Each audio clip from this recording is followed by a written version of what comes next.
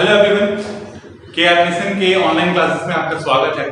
आज हम लोग क्लास 7 का चैप्टर 4 जो है वो फिजिक्स का चैप्टर 1 है, हीट एंड टेम्परेचर चैप्टर का नाम है। इसका पार्ट 2 करने वाले हैं। पार्ट 1 हमने पहले ही किया हुआ है। पार्ट 1 में जो है आपको पार्ट 1 का लिंक जो है डिस्क्रिप्शन में मिल जाएगा। पार्ट 1 में हमने हीट का डेफिनेशन पढ़ा, हीट के फ्लो के बारे में पढ़ा, हीट को हॉटनेस और कोल्डनेस के बारे में पढ़ा और मेजरमेंट ऑफ हीट यानी कि टेम्परेचर के बारे में पढ़ा। फिर टेम्परेचर को जो मेजर करता है वो डिवाइस थर्मामीटर, उसके बारे में पढ़ा और डिफरेंट टाइप्स ऑफ थर्मामीटर्स के बारे में भी पढ़ा। जैसे कि जो थर्मामीटर है वो मेनली 2 टाइप्स का आ जाता है, मरकरी एंड डिजिटल। मरकरी फिर 2 टाइप्स का था, laboratory thermometer and clinical thermometer. तो वो सब पढ़ चुके हैं हम लोग। ठीक है, आप जो आज का जो टॉपिक है हमारा, ठीक है, ये फ्लो ऑफ हीट के बारे में, कैसे हीट जो है वो एक ऑब्जेक्ट से दूसरे ऑब्जेक्ट में या एक ऑब्जेक्ट में पूरे ऑब्जेक्ट में, मतलब एक ऑब्जेक्ट के एक पॉइंट से दूसरे पॉइंट तक कैसे फ्लो होता है, इसके बारे में हमको इस चैप्टर में पढ़ना है। ठीक है, आप इस वीडियो में, ठीक है, तो यही जो है इस चैप्टर का लास्ट वीडियो होगा। तो स्टार्ट करते हैं आज हम लोग चैप्टर। देखिए यहाँ स्टार्ट है, जो टॉपिक है वो है ट्रांसफर ऑफ हीट।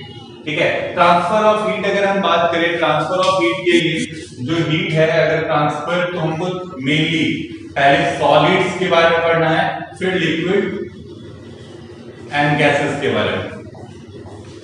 ठीक है, हीट का जो ट्रांसफर है वो मेनली 2 टाइप्स में डिवाइडेड है, सॉलिड में और लिक्विड गैसेस में।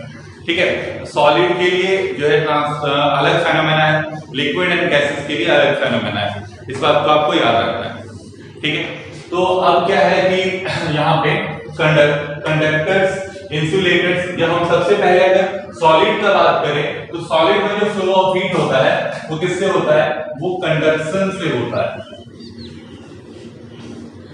वो किस फेनोमेना से होता है, कंडक्शन से के फेनोमेना से होता है। और लिक्विड और गैसेस में किससे होता है, कन्वेक्शन से होता है। ठीक है, सॉलिड्स में जो फ्लो ऑफ हीट होता है वो कंडक्शन के फेनोमेना से होता है, where as a liquid it happens through convection, convection से होगा। ठीक है, इसके बाद अगर हम आगे बात करें तो इस कंडक्शन को समझने के लिए सबसे पहले हमको कंडक्टर्स और इंसुलेटर्स के बारे में नॉलेज होना चाहिए कि कंडक्टर्स क्या होते हैं, इंसुलेटर्स क्या होते हैं। इनके बारे में अगर आपको नॉलेज है तभी आप कंडक्शन का फेनोमेना समझ सकते हैं। ठीक है, तो conductors and insulators, conductor the material which allow heat to pass through them easily are called conductors of heat. Simply क्या है, ऐसे मटेरियल जो अलाउ करते हैं हीट को पास होने के लिए। मटेरियल्स में क्या मतलब सॉलिड्स। ठीक है, मटेरियल्स जो हम यहाँ बात कर रहे हैं, किसका बात कर रहे हैं, सॉलिड्स का बात कर रहे हैं। ऐसे मटेरियल्स जो अलाउ करते हैं किसको, हीट को, ऐसे सॉलिड ऑब्जेक्ट जो अलाउ करते हैं हीट को अपने से पास होने के लिए, उसको हम क्या बोलते हैं, कंडक्टर्स ऑफ हीट बोलते हैं। एग्जांपल में आपके जितने भी मेटल्स होते हैं, ठीक है, मेटलिक ऑब्जेक्ट जितने भी आप चारों तरफ देखते हैं सब किसमें आता है, कंडक्टर्स में आता है। ठीक है, जैसे आयरन है, एल्युमिनियम है, कॉपर है, गोल्ड है, सिल्वर है, ये सब क्या है, कंडक्टर्स हैं। ठीक है, तो ये हुए कंडक्टर्स। तो इन्हीं कंडक्टर्स के अंदर कौन सा फेनोमेना होता है, कंडक्शन का फेनोमेना होता है। ये कैसे होता है अभी हम जस्ट देखेंगे, पर एक और दूसरा जो हमारा टाइप है सॉलिड का वो है insulator. The material which do not allow heat to pass through them easily are called insulator of heat. Example इसका होगा प्लास्टिक,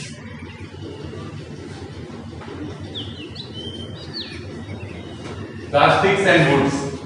ठीक है, इंसुलेटर्स क्या हुए, insulators are the materials which do not allow heat to pass through them easily.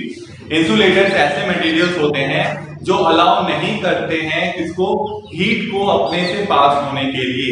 ठीक है, वो क्या, वैसे मटेरियल्स को हम क्या बोलते हैं, इंसुलेटर्स बोलते हैं। और उसका एग्जांपल है प्लास्टिक एंड वुड्स। जैसे कि आपने किचन में यूटेंसिल्स देखा होगा, बर्तन देखा होगा जिसमें खाना पकता है। जैसे प्रेशर कुकर की अगर आप बात करें तो प्रेशर कुकर पूरा जो है वो मेटल का बना हुआ होता है, पर उसका जो हैंडल्स होते हैं वो कैसा होता है, वो प्लास्टिक का होता है। रीजन क्या है, जब हम उसको चूल्हे पे चढ़ाते हैं, ठीक है, गैस स्टोव पे चढ़ाते हैं, तो क्या होगा कि वो गर्म होता है, तो पूरा जो प्रेशर कुकर है वो गर्म होता है, पर उसका जो हैंडल है वो गर्म नहीं होता। इसका रीजन क्या है, क्योंकि जो हैंडल है वो प्लास्टिक का बना हुआ है, तो वो इंसुलेटर है, और जो पूरा प्रेशर कुकर है वो मेटल का बना हुआ है, तो वो कंडक्टर है। तो वो कंडक्टर है तो वो अपने आप में हीट पास होने दे रहा है खुद से, मतलब नीचे से हीट को फ्लो होने दे रहा है हर जगह, ठीक है। लेकिन जो इंसुलेटर है, जो प्लास्टिक जो आपका हैंडल है, वो अलाउ नहीं कर रहा है हीट को पास होने के लिए, तो वो गर्म नहीं होता है, ठीक है। तो कंडक्टर्स में हीट फ्लो कैसे होता है, ठीक है। तो कंडक्टर्स में हीट कैसे फ्लो होता है, इसके लिए जैसे एक हम मान लीजिए ये एक आयरन का ऑब्जेक्ट है, ठीक है, आयरन रड है। आयरन रड में हम क्या करते हैं, वैक्स से पिंस चिपका दिए, ठीक है। वैक्स से क्या चिपकाया हुआ है, पिन चिपकाया हुआ है, ठीक है। और यहां पे जो है इसको हीट किया जा रहा है, बर्नर से इस रड को इधर से हीट कर रहा है, कहां पे, एंड पॉइंट पे हीटिंग हो रहा है और पिंस यहां चिपके हुए, ठीक है। इनको हीट किया जा रहा है। हीट करने के मतलब करते जा रहे हैं, थोड़ी देर के बाद क्या देखा जा रहा है कि जो फ्लो ऑफ हीट है वो इस तरफ हो रहा है। क्यों, कैसे पता लग रहा है कि हीट इस तरफ फ्लो हो रहा है, इसको मतलब कि धीरे धीरे ये जो पिंस है ये पहले गिर गया, फिर ये गिरा, फिर ये गिरा, फिर ये गिरा और लास्टली ये भी गिर गया। मतलब क्या हो रहा है कि हीट जो है गिर क्यों रहा है, क्योंकि तो हीट होने के कारण जो वैक्स है वो पिघल जा रहा है, ठीक है, जो मोम है वो पिघल जा रहा है। तो हीट का फ्लो इससे दिख क्या रहा है कि पहले ये वैक्स पिघला, फिर ये वैक्स पिघला, फिर ये पिघला, फिर ये पिघला, और इस तरह से जो आपका फ्लो ऑफ हीट है वो इस तरफ हो रहा है, ठीक है। इसको समझने के लिए वो हीट का फ्लो कैसे होता है, तो आप देखिए, जैसे मान लीजिए कि ये सॉलिड है, ठीक है। सॉलिड का के बारे में हम लोग पढ़ चुके हैं, सॉलिड्स के जो मॉलिक्यूल्स होते हैं वो टाइटली पैक होते हैं, है ना। तो वही टाइटली पैक मॉलिक्यूल्स हम यहाँ बना देते हैं।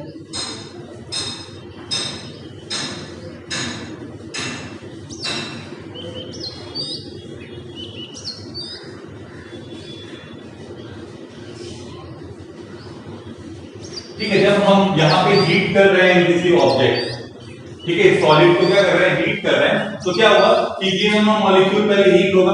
हीट होने पे क्या होता है, ये मॉलिक्यूल्स वाइब्रेट करने लग जाते हैं। क्या करने लगते हैं, वाइब्रेट करने लगते हैं ये मॉलिक्यूल्स। वाइब्रेशन से क्या होता है कि ये मॉलिक्यूल, दोनों मॉलिक्यूल आगे वाले मॉलिक्यूल्स में हीट को पास कर देते हैं, फिर ये दोनों वाइब्रेट करेंगे, फिर यहाँ और यहाँ पास हो जाएगा, यहाँ पास हो जाएगा, और ऐसे ही एक मॉलिक्यूल वाइब्रेट करके दूसरे मॉलिक्यूल को, दूसरा मॉलिक्यूल वाइब्रेट करके तीसरे मॉलिक्यूल को, इस तरह से जो हीट है उसको प्रोवाइड करते रहेगा, ठीक है। और इसी प्रोसेस को हम क्या बोलते हैं, कंडक्शन बोलते हैं। क्या बोलते हैं, कंडक्शन बोलते हैं। The process by which heat is transferred from hotter end to the colder end of an object is known as conduction। जिस प्रोसेस से गर्म वाले छोर से ठंडे वाले छोर तक हीट फ्लो होता है, इस प्रोसेस को कंडक्शन बोलते हैं। डीपली अंडरस्टैंड करने के लिए आपको ये डायग्राम याद रहना चाहिए कि जो मॉलिक्यूल्स हैं वो क्या, जब एक मॉलिक्यूल हीट अप होता है तो मॉलिक्यूल क्या करने लगता है, उसमें वाइब्रेशन आ जाता है, ठीक है। और वो अपना हीट को जैसे वो दूसरे मॉलिक्यूल पे टच में आता है पूरी तरह से, तो वो वाइब्रेशन जो है दूसरे मॉलिक्यूल में, यानी वो हीट जो है दूसरे मॉलिक्यूल पे ट्रांसफर हो जाता है। फिर वो मॉलिक्यूल क्या करने लगता है, वाइब्रेट करने लगता है। वो मॉलिक्यूल वाइब्रेट करने लगता है तो वो तीसरे मॉलिक्यूल को वाइब्रेट करने लगता है, और फिर तीसरे मॉलिक्यूल में वो हीट ट्रांसफर हो जाता है, फिर वैसे ही चौथे, फिर पांचवें, और जो हीट है वो ट्रांसफर होते ही जाता है, ठीक है। इस यहाँ पे इस प्रोसेस को हम क्या बोलते हैं, कंडक्शन बोलते हैं। और कंडक्शन किस में होता है, सिर्फ और सिर्फ किस में होता है, सॉलिड्स में होता है, याद रखना है, ठीक है। इसके बाद है कन्वेक्शन। जो हमारा सेकंड प्रोसेस है वो क्या है, कन्वेक्शन। कन्वेक्शन क्या होता है, convection the process by which heat is transferred in liquid and gases. Simple है, ऐसा प्रोसेस जिसमें कि हीट ट्रांसफर होता है, हीट का ट्रांसफर होता है किसमें, लिक्विड्स में एंड गैसेस में, उसको हम क्या बोलते हैं, कन्वेक्शन बोलते हैं, ठीक है। तो अब उसमें ये तो सॉलिड्स में हमने पढ़ लिया, तो लिक्विड और गैसेस में वो कैसे होता है ट्रांसफर, उसके बारे में हमको जानना होगा, ठीक है। तो उसके लिए हम क्या कर रहे हैं, एक बीकर लेते हैं, ठीक है। इसमें क्या है, इसमें वाटर है और इसको नीचे से हीट करते हैं। तो क्या होगा कि आप देखे ही होंगे, पानी को जब आप गर्म करते हैं तो क्या होता है कि पूरा वाटर गर्म हो जाता है, होता है ना। तो वो कैसे होता है, ठीक है। इसको समझने के लिए आपको क्या करना होगा, इसमें कुछ डस्ट पार्टिकल्स डालने होंगे, वाटर में क्या करना होगा, डस्ट पार्टिकल्स डालने होंगे।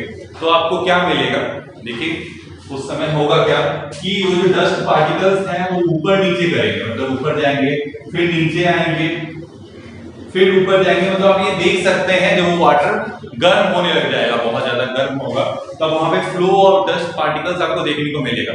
या फिर अगर आपने कभी घर में चाय बनते हुए देखी होगी, है ना, टी बनते हुए, तो वहां पे भी आपने यही देखा होगा कि जो वो है क्या, जो चाय पत्ती है, ठीक है, टी लीव्स हैं, वो कैसे फ्लो हो रहे हैं, मतलब ऊपर आते हैं फिर नीचे जाते हैं फिर ऊपर आते हैं फिर नीचे जाते हैं। तो ये है क्या, यही प्रोसेस है कन्वेक्शन का, ठीक है। कन्वेक्शन का यही प्रोसेस है। होता क्या है कि जैसे अभी देखिए, जैसे यहाँ पे ये बीकर है, ठीक है, तो इसमें हम लोगों ने क्या किया, हीट अप किया मॉलिक्यूल्स के, मॉलिक्यूलर लेवल पे समझ रहे हैं। यहाँ पे क्या है कि यहाँ पे मॉलिक्यूल्स हैं किसके, वाटर के, ठीक है। तो वो मॉलिक्यूल्स तो सॉलिड के साथ चिपके हुए हैं नहीं कि एक मॉलिक्यूल अगर हीट अप हो जाएगा तो ट्रांसफर हो जाएगा दूसरे मॉलिक्यूल में हीट, ऐसा तो होगा नहीं। वो मॉलिक्यूल्स आपस में चिपके नहीं है, उन मॉलिक्यूल्स में क्या है, गैप है, ठीक है, इनमें गैप है। तो होता क्या है, सिंपली देखिए क्या होता है, जब कोई मॉलिक्यूल जो है, ठीक है, बहुत सारे मॉलिक्यूल्स हैं, तो ये मॉलिक्यूल्स जब हीट अप होते हैं, गर्म होते हैं, ठीक है, तो क्या होता है कि जो ये मॉलिक्यूल्स हैं ये क्या हो जाते हैं, लाइटन हो जाते हैं। जब कोई मॉलिक्यूल हीट अप होता है लिक्विड या गैस का, वो क्या हो जाता है, वो हल्का हो जाता है। हल्का होने के कारण ये मॉलिक्यूल्स कहां चले जाते हैं, ऊपर की तरफ, ठीक है, वो क्या होते हैं, ऊपर की तरफ जाते हैं। ऊपर की तरफ जाएंगे अगर ये मॉलिक्यूल्स, तो क्या होगा, ये जो हैवी मॉलिक्यूल्स होते हैं ये कहां आ जाते हैं, नीचे की तरफ आ जाते हैं। मतलब ये ऊपर गए तो ये कहां आ जाएंगे, नीचे आ जाएगा, है ना। तो वो मॉलिक्यूल्स नीचे आ गए। कौन से मॉलिक्यूल नीचे आए, जो ठंडे थे, ठंडे थे वो नीचे आ गए। नीचे आने पे क्या होगा, वो फिर से गर्म होंगे, क्योंकि नीचे तो हीट है ना, गर्म कर रहे हैं, तो वो हीट होंगे, फिर वो गर्म होंगे, वो गर्म होंगे तो वो लाइट होंगे, वो लाइटन होंगे, अगर मतलब हल्के होंगे, फिर वो ऊपर उठेंगे और फिर ऊपर वाला नीचे आएगा, फिर नीचे वाला ऊपर जाएगा, फिर ऊपर वाला नीचे आएगा। और ये फेनोमेना जो है ये चलते ही रहेगा, ठीक है। इसी को हम क्या कहते हैं, इसी प्रोसेस को हम क्या बोलते हैं, कन्वेक्शन बोलते हैं। क्या बोलते हैं, कन्वेक्शन, ठीक है। तो ये फेनोमेना जो है ये होता है, ये इसको हम कन्वेक्शन बोलते हैं। और ये किसमें होता है, लिक्विड्स में और गैसेस में होता है, ठीक है। याद रखना है ये बात, इस बातों को, किसमें होगा, ये लिक्विड्स में होगा और गैसेस में होगा। तो इसी कन्वेक्शन के कारण नेचर में एक फेनोमेना होता है, उसको कहते हैं हम sea breeze and land breeze, ठीक है। दो फेनोमेना नेचर में होते हैं। कहां पे होते हैं ये, कोस्टल एरियाज में होते हैं, समुद्र के किनारे। तो वहां पे क्या होता है, वहां पे सी ब्रीज और लैंड ब्रीज, ठीक है। ब्रीज मतलब क्या कहते हैं, एवरेज स्पीड का जो विंड होता है, ठीक है, मतलब ना ज्यादा तेज है ना ज्यादा स्लो है, ठीक है। स्लो ही आप कह सकते हैं उसको, ऐसे विंड को जो विंड के एकदम धीरे धीरे फ्लो हो रहा है, तो उसी को हम ब्रीज बोलते हैं। तो सी ब्रीज और लैंड ब्रीज का फेनोमेना होता है। अब सी ब्रीज लैंड ब्रीज होता क्या है ये हम समझेंगे अभी। जैसे ये मान लीजिए कोस्टल एरिया, तो यहाँ पे मान लीजिए वाटर है ना, और यहाँ से लैंड शुरू, ठीक है। ये सी है और ये क्या है, ये लैंड है। तो और सी ब्रीज कब होगा, डे टाइम में, ठीक है, डे टाइम में है, ठीक है, दिन का समय है, सन है वहां पे, तो सन के कारण सन का जो लाइट आएगा, तो लाइट तो दोनों पे, लैंड पे भी पड़ेगा और सी पे भी पड़ेगा, सनलाइट, है ना, सन का हीट, सन का लाइट लैंड पे भी आएगा और सी पे भी आएगा। बट लैंड का जो सॉलिड का प्रॉपर्टी क्या है कि उसका, उसमें कंडक्शन होता है, बहुत तेजी से जो हीट है वो फ्लो होता है, बहुत तेजी से हीट का ट्रांसफर होता है। इस कारण से क्या होगा, लैंड जल्दी गर्म हो जाएगा, लैंड क्या होगा, जल्दी गर्म हो जाएगा। क्या होगा, गैस हीटेड फास्टर। इस बात को आपको याद रखना है कि लैंड क्या होगा, जल्दी गर्म हो जाएगा, पर ये क्या होगा, हीट्स स्लोली। जो सी है, जो समुद्र है, वो क्या होगा, वो एकदम धीरे धीरे गर्म होगा। मतलब एक तरह से कह सकते हैं कि वो ठंडा है, ठीक है, समुद्र अभी ठंडा है, पानी और जो लैंड है, जमीन है, वो गर्म हो चुका है। तो अगर समुद्र ठंडा है, जमीन गर्म हो गया, तो क्या होगा, अब क्या होगा कि अगर ये लैंड हॉटेड है, ये हॉट है, ये क्या है, ये कूल है या कोल्ड है, तो इसके ऊपर का जो एयर है, ये एयर भी क्या हो जाएगा, ये हॉट हो जाएगा, ये क्या रहेगा, कोल्ड रहेगा, है ना, यही होगा। तो यही चीज यहाँ पे होता है। तो होता क्या है कि ये हॉट है, हवा भी ऊपर गर्म है, और यहाँ का हवा समुद्र के ऊपर वाला हवा क्या है, ठंडा है। तो ये गर्म होने के कारण हवा गर्म हो जाता है। इसके गर्म होने के कारण लैंड जब हीटेड है, इस कारण से उसके ऊपर वाला एयर भी क्या हो जाता है, हीटेड हो जाता है। और एयर कहाँ उठता है, ऊपर की तरफ। एयर कहाँ चले जाता है, क्योंकि अभी हमने जस्ट पढ़ा कन्वेक्शन में क्या होता है कि जब कोई लिक्विड या गैस का मॉलिक्यूल्स हीटेड अप होता है तो वो हल्का हो जाता है, ठीक है, as compare to colder ones. जो गर्म, जो ठंडे वाले मॉलिक्यूल्स हैं उनके कंपैरेटिवली वो काफी क्या हो जाता है, हल्का हो जाता है। तो वो हल्का होने के कारण क्या होता है, ऊपर की तरफ उठता है। ऊपर की तरफ उठता है तो यहाँ क्या क्रिएट होगा, यहाँ वैक्यूम क्रिएट होने लगेगा। तो वैक्यूम क्रिएट होगा तो यहाँ पे जो एयर है वो क्या होगा, वो इस तरफ फ्लो होंगे।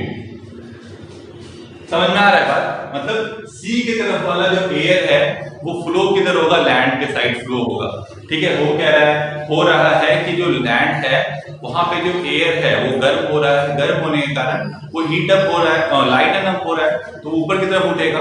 ऊपर की तरफ उठेगा तो जो सी है ना, तो सी में जो एयर है, एयर क्या होगा, वो एयर लैंड की तरफ फ्लो करेगा।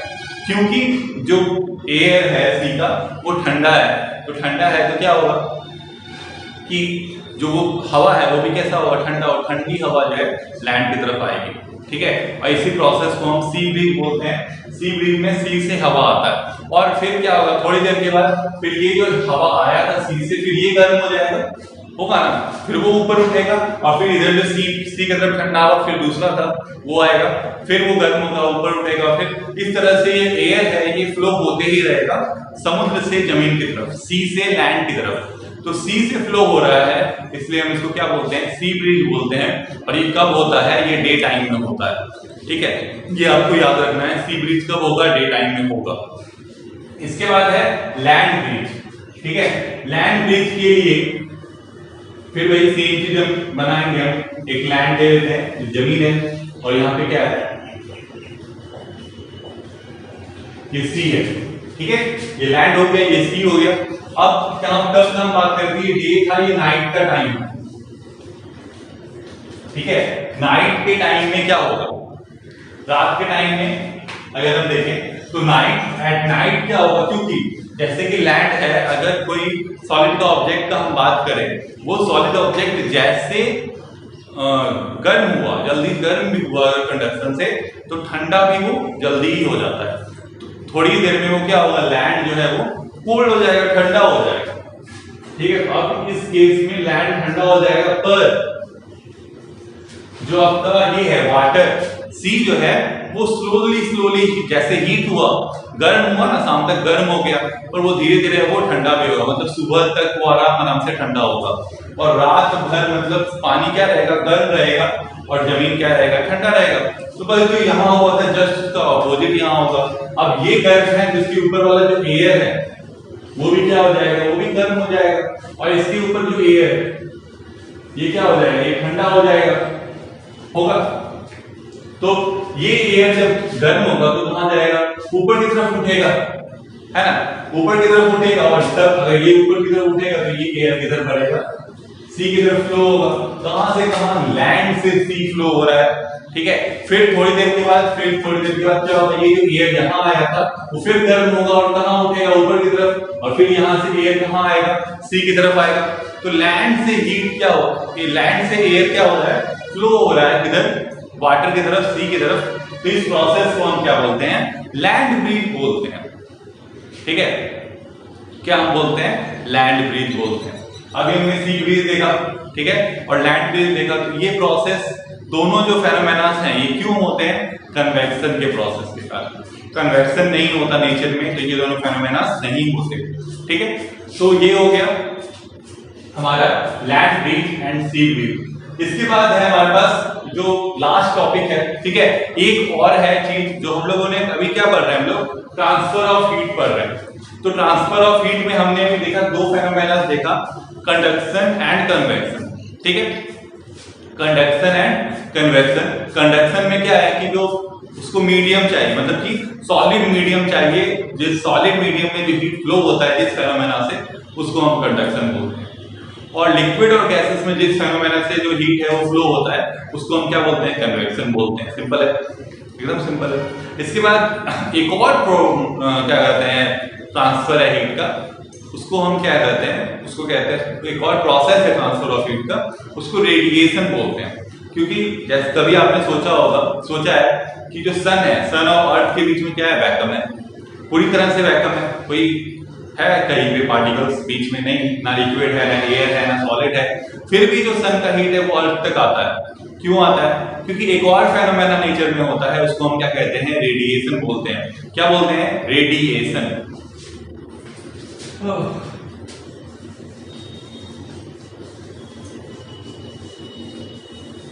ठीक है, रेडिएशन एक ऐसा फेनोमेना है जो बिना किसी मीडियम के जब हीट का फ्लो होता है, इस प्रोसेस को हम क्या बोलते हैं, रेडिएशन बोलते हैं। इसको आपको याद रखना है, ठीक है, ये आपके सिलेबस में है, मतलब कि उतना इसके बारे में डिटेल में आपको पढ़ना नहीं है, पर इस फेनोमेना के बारे में आपको याद रखना है। ठीक है, तो एक चीज और याद रखना है कि जो रेडिएशन होता है वो मैक्सिमम होता है ब्लैक ऑब्जेक्ट्स में और मिनिमम होता है व्हाइट ऑब्जेक्ट्स में। ठीक है, इस यही रीजन है कि अगर कोई जो क्या कहते हैं, अगर कोई आप दो ऑब्जेक्ट्स ले रहे हैं, एक व्हाइट कलर का हो और एक बर्तन मान लीजिए, एक ब्लैक कलर का बर्तन है और एक व्हाइट कलर का बर्तन है, और उसको आप धूप में रखते हैं, उसमें पानी डालते हैं, तो ब्लैक वाले में अगर आप 1 घंटा तक रखते हैं तो ब्लैक वाले के अंदर जो वाटर होगा वो ज्यादा हॉट होगा एज कम्पेयर टू व्हाइट वाले में। ठीक है, तो ये क्यों? क्योंकि जो रेडिएशन होता है वो मैक्सिमम किस में होता है, ब्लैक कलर के ऑब्जेक्ट्स में होता है। ठीक है, ब्लैक कलर के ऑब्जेक्ट्स रेडिएट करते हैं ज्यादा, हीट को अब्जॉर्ब भी उतना ही करते हैं और रेडिएट बाहर भी उतना ही निकालते हैं, लेकिन व्हाइट वाले में ऐसा नहीं है। ठीक है, वो सिर्फ मतलब क्या कहते हैं, बाहर निकालते हैं, अब्जॉर्ब जो है उसमें हीट बहुत कम होता है। ठीक है, ये हो गया रेडिएशन। अब एक टॉपिक और है आपके बुक में, काइंड्स ऑफ फ्लोस। ठीक है, इस बात में समर एंड विंटर में, ये बचपन से हम लोग पढ़ते आ रहे हैं कि जो समर सीजन है उसमें हम लोग कॉटन क्लोथ्स पहनते हैं, है ना। समर सीजन में कौन सा क्लोथ्स पहनते हैं, कॉटन क्लोथ्स पहनते हैं, और विंटर सीजन में वुलन क्लोथ्स पहनते हैं। और वो क्यों पहनते हैं, इसका रीजन होना चाहिए ना। हाँ, अब रीजन समझिए, बहुत अच्छे से समझिएगा, ये हमेशा काम देगा, क्लास 9 में भी है ये चीज। तो होता क्या है, समर सीजन का हम बात करें, जैसे समर सीजन में मैंने कॉटन क्लोथ्स पहने हुए, तो कॉटन क्लोथ्स करते क्या है, कॉटन क्लोथ्स का जो मेन फंक्शन है वो क्या करते हैं, वो पोरस होते हैं, क्योंकि बहुत ही छोटे छोटे उसमें पोर्स होते हैं, बहुत ही छोटे, बड़े नहीं, छोटे छोटे पोर्स होते हैं। और वो पोर्स क्या करते हैं, वो जब हमारे बॉडी पे स्वेट आता है, पसीना आता है, वो स्वेट को अब्जॉर्ब कर लेते हैं। क्या करते हैं वो पोर्स, उस स्वेट को अब्जॉर्ब करते हैं। कौन से स्वेट को, जो हमारे बॉडी पे आता है, वो स्वेट जब वो क्लोथ्स अब्जॉर्ब करते हैं तो क्या होगा कि वो बाहर के कांटेक्ट में आता है। वो स्वेट पहले शरीर पे था, है ना, बॉडी को कहाँ आ गया, एनवायरनमेंट के कांटेक्ट में आ गया, और एनवायरनमेंट के कांटेक्ट के हीट से वो क्या होता है, वो वेपर में चेंज हो जाता है। किसमें चेंज हो जाता है, वेपर में। ठीक है, और इस प्रोसेस को हम इवेपोरेशन कहते हैं। तो वो वेपर में जब चेंज होता है तो कैसे चेंज होता है, वो हमारे बॉडी से हीट को निकाल देता है। ठीक है, हीट को क्या करता है, निकालता है, मतलब उस हीट को, हमारे बॉडी पे जो हीट है उसको अब्जॉर्ब करता है वो वाटर, और बाहर के एनवायरनमेंट के हीट को अब्जॉर्ब करके वेपर में चेंज हो जाता है। तो क्योंकि वो हमारे बॉडी से हीट को अब्जॉर्ब करता है तो हमको कैसा फीलिंग आता है, कूलनेस वाला फीलिंग आता है। हमारा बॉडी जो है वो अपने आप को कूल महसूस करता है, ठंडा महसूस करता है। क्यों? क्योंकि हमारे बॉडी से हीट उस वाटर में जा रहा है। समझ में बात आ रहा है? तो ये हमारा प्रोसेस होता है इवेपोरेशन का। ठीक है, हमने ये जब पहले जब हीट की मैंने पढ़ा था, तो कोई ऑब्जेक्ट को कूल या हॉट कब होता है, तो कब होता है, जब कूल कब फील होगा, जब हमारे मतलब उस ऑब्जेक्ट से हीट बाहर आएगा, उसको कूल वाला फीलिंग आएगा। और जब उस किसी बाहर वाले ऑब्जेक्ट से वो हीट अंदर आएगा तो उसको क्या कहते हैं, हॉटनेस वाला फीलिंग आएगा। तो वही चीज यहाँ पे हो रहा है। हो क्या रहा है कि जो वाटर ड्रॉपलेट्स बाहर आए, वो वाटर ड्रॉपलेट हमारे बॉडी के हीट को लेके बाहर आए और इवेपोरेट हो गए, तो हमारे बॉडी से हीट बाहर निकला, तो हमको कूलनेस वाला फीलिंग आया। इसलिए समर सीजन में हम लोग कौन सा क्लोथ प्रीफर करते हैं, कॉटन क्लोथ प्रीफर करते हैं। इसके बाद अगर हम बात करें विंटर सीजन का, तो विंटर सीजन में कैसे क्लोथ होते हैं, तो विंटर सीजन में हम लोग वुलन क्लोथ्स को प्रीफर करते हैं।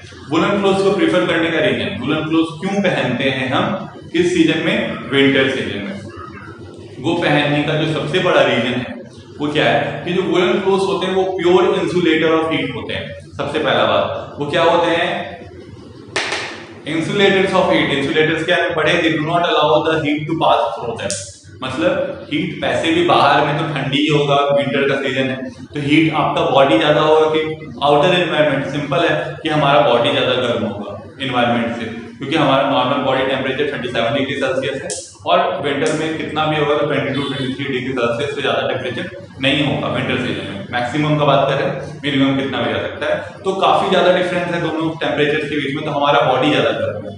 इसलिए अगर हम इंसुलेटर वाला कुछ पहन लेते हैं, जैसे वुलन क्लोथ पहन लेते हैं, वो इंसुलेटर है तो हमारे बॉडी की हीट को वो बाहर निकलने नहीं देते हैं, पहला पॉइंट।